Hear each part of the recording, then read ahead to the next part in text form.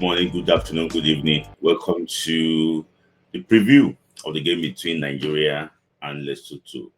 Will take place in Polokwane City in South Africa. So officially, the game is an away game for Nigeria, but it's going to be played on a neutral venue because Lesotho they don't have any FIFA approved stadium. So this was meant to be played in Maseru, but the Maseru stadium is not fit enough to host a CAF or FIFA game. So that's the reason why they will play at the Peter Mugabe Stadium in actually what in Polokwane City in South Africa. So that's just the preview. Like you actually what know, is the match is match the nine, in these this long qualifier window. And in the reverse fixture, Nigeria drew 1-1 against Lesotho in Uyo, and they drew the first blood while Semi Ajayi also equalized, to actually to hand Nigeria a point in that game. So this game is like a make or break, any result other than a win, emphatic win, other than a win, will actually what end Nigeria hopes of qualifying for the World Cup. This like been, it's like Nigeria is like a cat with nine lives. After we didn't win any game, the first four games we drew three, we lost one. We said, oh, lost. But something happened. South Africa fielded a defaulter, ineligible player against Lesotho, and they were docked 3 points. So now suddenly match the 9 and 10 Nigeria actually was back in the mix. We can actually win the two games and top of the group, or win the two games and qualify for the playoff. So the game promised to be a very tough and actually engaging game. Nigeria don't only need to win. Nigeria need to actually win. Maybe more than 2 or 3 goals, so that Nigeria can stand a chance of, even if they cannot make the best placed team, the top team in that group, Nigeria can also qualify for this CAF Intercontinental Playoff that will take place in November in Morocco. So it's promised to be a very, very tasty game. So Nigeria, Eric Chell called up the very imbalanced team. Where I discussed about his list in my last show, Friday Night Football Club, and how I think it's imbalanced too. But it's also depending. It's also based on the fact that we don't really have enough players to now playing in Europe. In like for example, now defensive areas and the midfield areas, we don't really have enough. So you can only choose from the one that I eligible to play for Nigeria now. And I understand the reason why Eric Shell actually was called only 4 midfielders and probably 5 center forward, because we are loaded in that area. So 2 players withdrew from the team. I think 3 players withdrew from the team, but 2 were actually replaced. Felix Agu got injured. That Bremen just confirmed that he's going to be out for a very long time. Why? Siri Desas of Panathinaikos also withdrew. So, and also Bright Zai Samuel of Birmingham City also withdrew from the team. So that means that Eric Sheck called up Porto's left back, Zaidu Sanusi, and Crystal Palace midfield slash striker, Chris Santos Uche, just to actually want to add numbers to that team.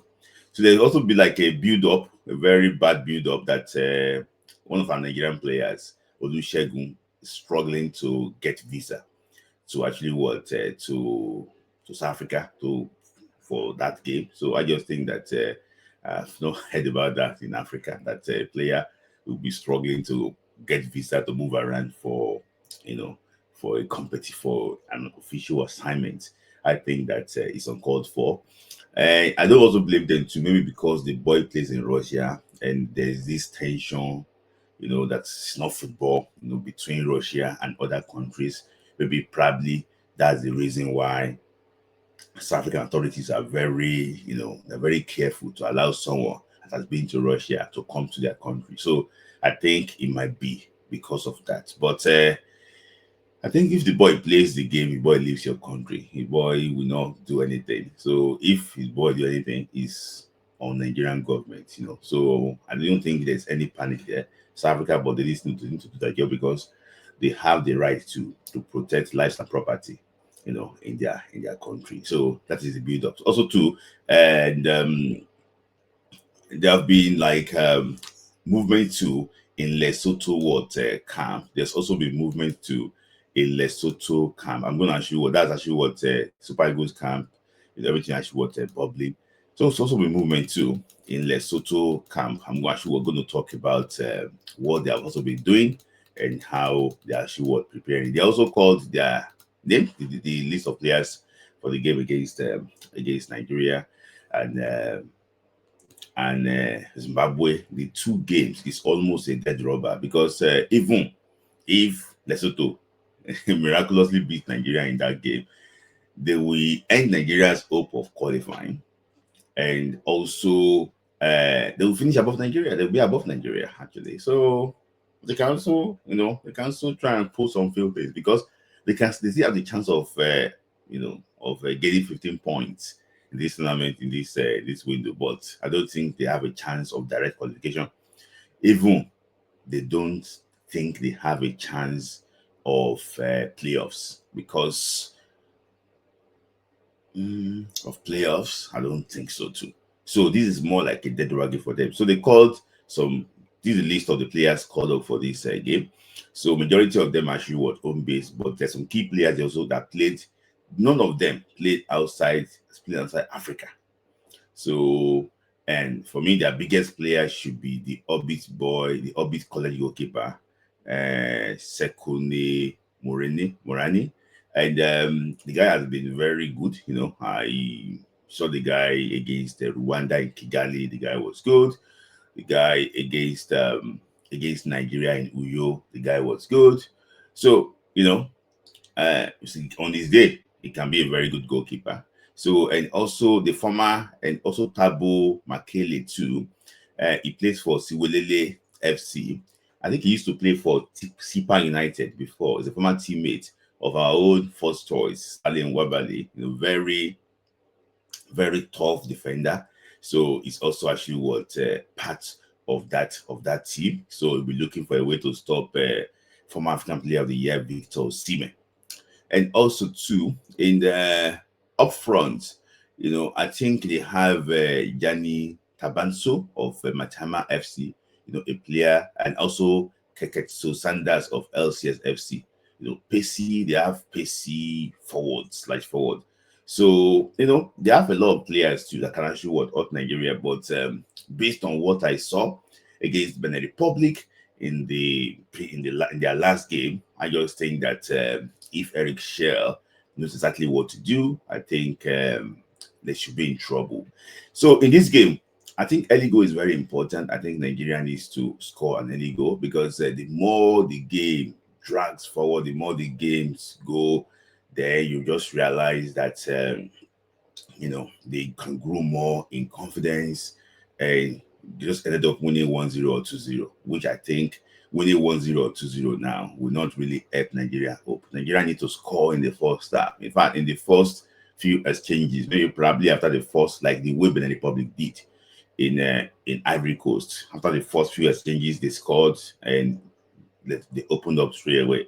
So for me, I think that is actually what they actually wanted. Nigeria need to actually want to do in this game. So, and looking at also looking at these are actually what they are training actually what sections, and they'll also be training in the place in Polokwane, ready for that game.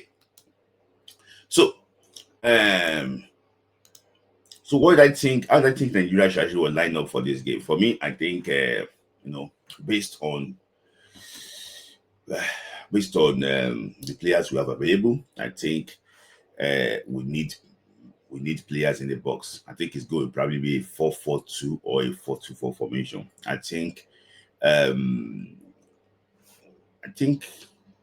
Semi Ajayi starts with Kevin Bassi in defense. I think Benjamin Fredericks alongside I would prefer the Sanusi, but I think it's going to be Bruno Emechi starts in defense. I think so. Bruno, Semi Ajayi, Kevin Bassi, and Benjamin Fredericks, and This guy, somebody is going to be in goal. I think in the midfield, I think it's going to be good friend in Didi, and maybe probably what Alex Iwobi, because I'm not sure. Maybe even Alassane Yusuf is in camp yet, and also Zedus Sanusi. So I think it's going to be these guys starting in midfield, and I think up front it's going to be Lukman, Victor Sime, Samuel Chukwueze, and Moses Simon. I think he wants to get, to get a lot of goals in this game, and this is a game that Nigeria needs to win and win well.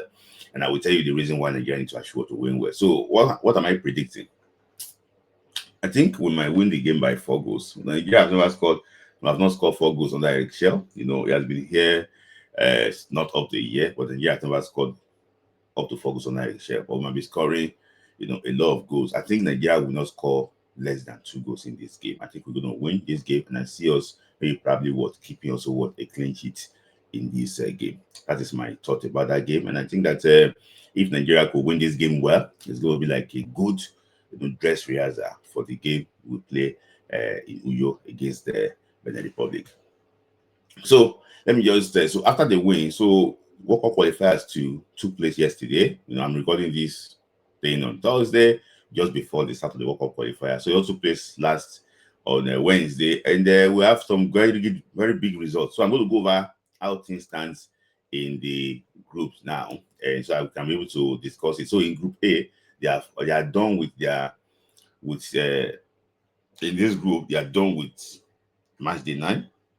So for me, the match day 10 is like a formality, because one, Egypt booked their place in the World Cup, congratulations to Ozamazan, former Egypt international, trying to do what he did for Egypt as a player, as a coach now.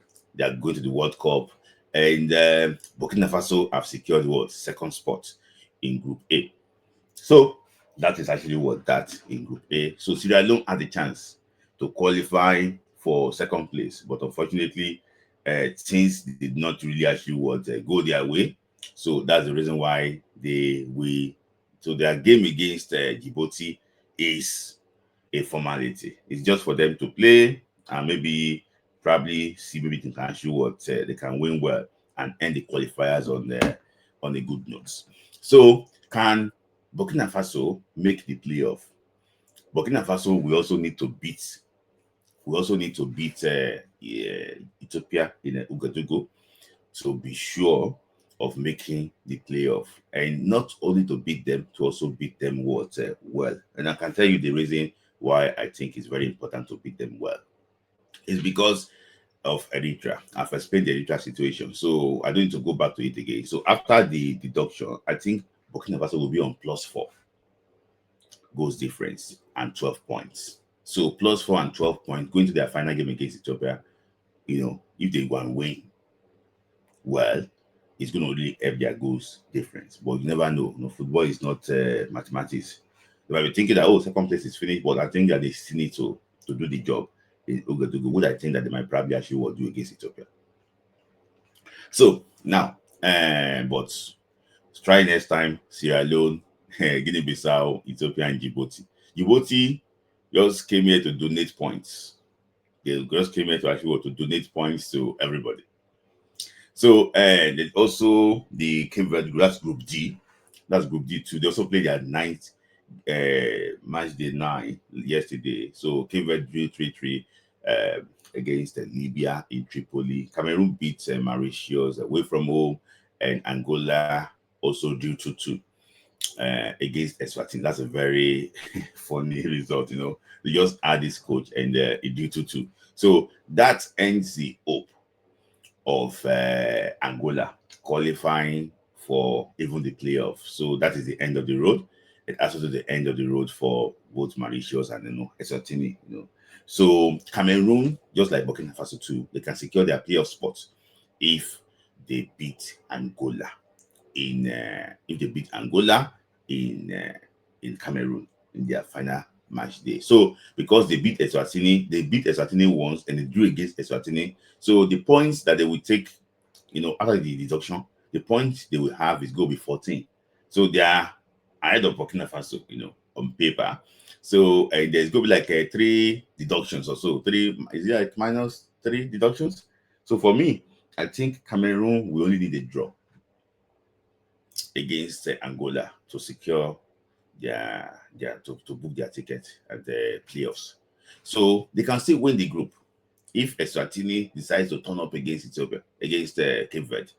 And if they decide to turn up against Cape Verde and maybe try the drew against Cape Verde. If they do want to go and drew against Cape Verde and Cameroon beat Angola in the last game, that means that will Cape Verde will be what's it called? Cape Verde will not be going to the World Cup. So, but Cape Verde needs to win now. Their last game. I don't think a draw will be enough, because if they draw the game, they'll be level on points with Cameroon. But Cameroon is having what superior goals difference. So they're having what superior goals difference. So that's the reason why I think they need to win. So Cape Verde need to win their last game at home against Eswatini, which can be very difficult too. Because if you play against a team that comes with low block, it might be difficult. In fact, if Cape Verde failed to qualify for the World Cup, it would have been like, how would I put it? It would have been like the biggest capitulation, in African football history, being so close like this and losing it. So they also had this controversial incident against Libya, that Libya protesting, also protesting. I don't know how that one will pans out. So Libya can also still qualify for the playoffs too. They can still qualify for the playoffs too if Cameroon lose their game against Angola and Libya beats Mauritius. So they can still be on 18 points, but it's very hard for Libya to make it because they have only +2 goals difference. So the hope of making it for Libya, I don't think is actually what there any longer. So for Group E, this Group E is the most controversial group, and I can tell you that what Group E is causing this World Cup qualifier is bad, because this Group E had everything. Congo was suspended by FIFA. They have to forfeit about 3 of their games.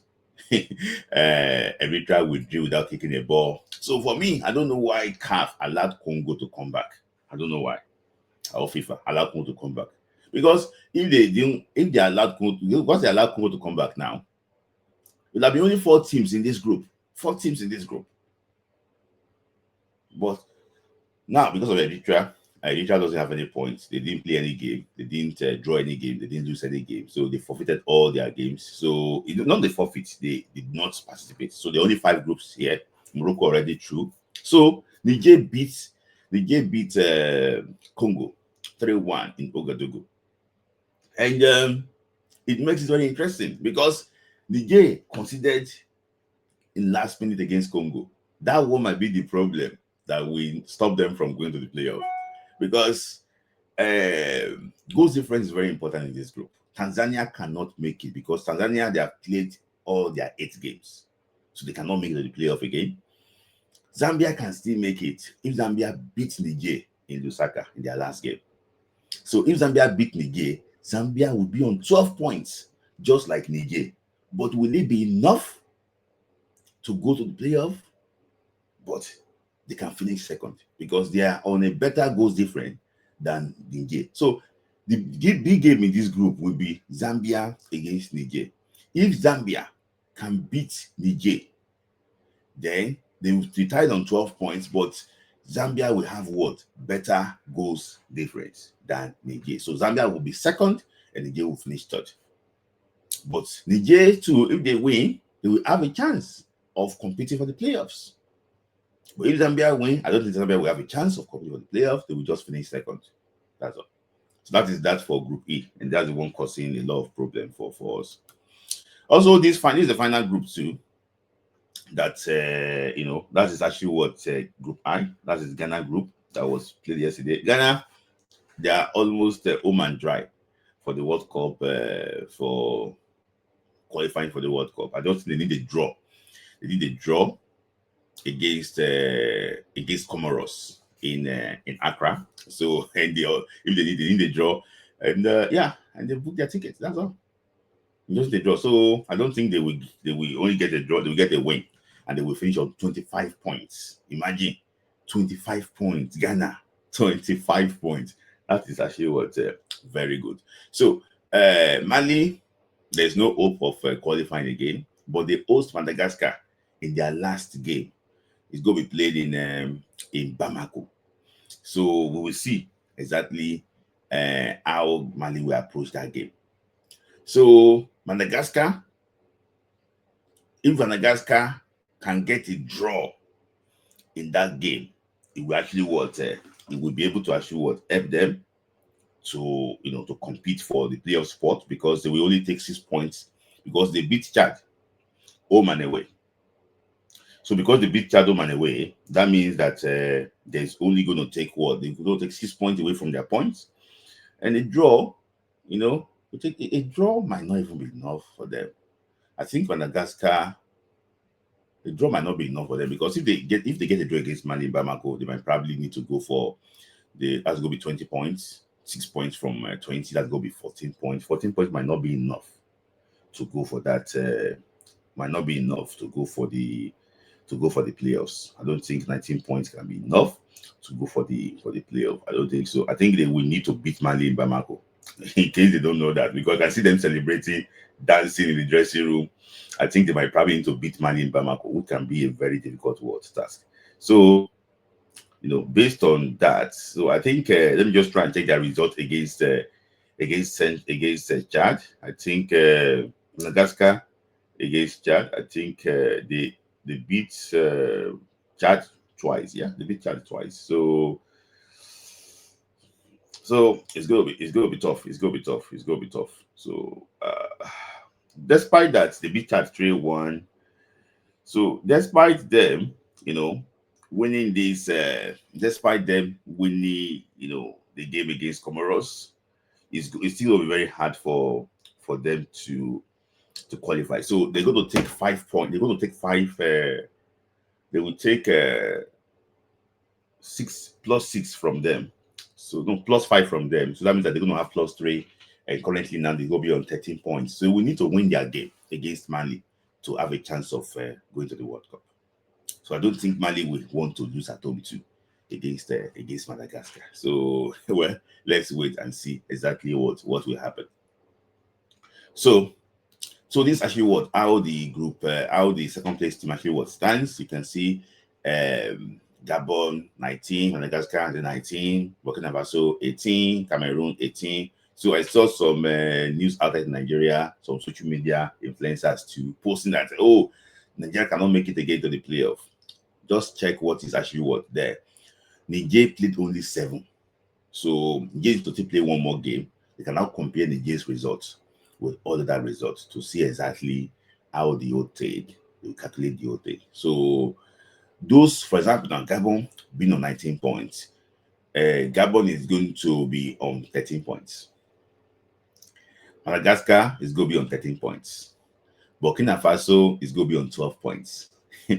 Cameroon is on 14 points. So indirectly, Cameroon leads this second place team currently now. DR Congo is going to be on 10 points. Namibia is going to be on 9 points. Uganda is going to be on 9 points. South Africa is going to be on 11 points because they won their first game against Lesotho. Sorry, first game against Zimbabwe in Malehu. So that is it. So I think they see hope, everywhere. So Nigeria just need to win and win well. So who do I think will make it? I think even if Gabon lose their next game against Gambia, they still have to play at home against Burundi. So I think Gabon to still make it, except you just drop the ball. I think them to make it. Madagascar, I don't think they can beat Mali in Bamako. I don't think Madagascar will make the playoff. Burkina Faso, interesting. They have a better chance of making the playoff than Madagascar because they play at home against Ethiopia. If they could win, I think they might probably make the playoff. Cameroon, I think they have the biggest chance of making the playoff. DR Congo, they need to get a win in Togo. I think it's today. I don't know. I think it's probably today. They need to get a win in Togo. If they don't get a win in Togo, I don't think they will be able to make the playoff. Surprisingly. Namibia, I don't think so. Uganda, I don't think so. Nigeria, I don't think so. So the one I'm sure, I think Cameroon, I'm sure of Cameroon, and maybe Gabon, Burkina Faso, Congo, it's shaky. So let's see exactly how things actually what turns out. It's okay. So that is that on the preview and also the permutation of the qualifier. I'm going to be back again this evening, just a day before. Maybe it's going to be a live session. I will see exactly if we can do it. So guys, thanks for actually for watching. Pray for Super Eagles. Hope it's not lost. Don't listen to them. Hope it's not lost. Thank you guys for watching. I remain your host, Smith Lai. See you again next time. Thank you.